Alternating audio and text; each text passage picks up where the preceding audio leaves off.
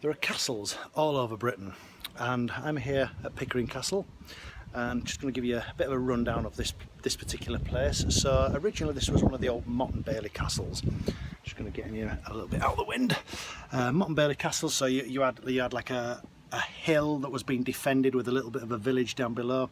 Now over the years they came to disrepair. There was a lot of building material getting brought in, so castles started to be made of stone, brick, things like that, and in the end fortifications like this started to be built. Now I'm stood right at the very top of the castle. Now there's not a lot left of this area on top of the hill, but what I can show you is the view. Now I'm going to step out into here. There's a lot of wind, so please bear with me. But you can see how the view. You could see an invader for miles around. So the old Norman invadings, things like that. The Saxons, you name it, we've been invaded by it all. However, castles like this are an absolutely brilliant bit of history, just sat there waiting to be discovered. Now, if we step out into here, I can show you the view of the North Yorkshire moors from here, so you could be able to see anybody coming from miles around. There's quite a few steps up to this bit, and look down here, you've got what this bit here used to be is the old courthouse, and that all moved into this building years later when that one fell into disrepair.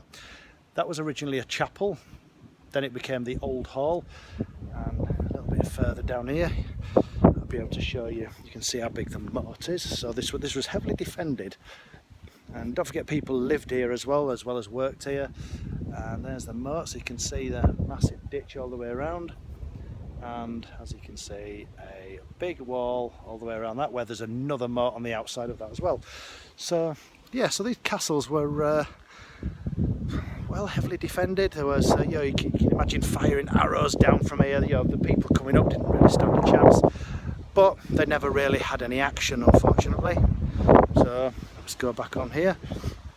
If you ever see castles with these tiny little slits like this, these are for firing arrows out of, because obviously you can easily shoot out there, but people can't. They have to have a pretty good aim in order to fire back. So yeah, this is Pickering Castle. Nice little place to visit.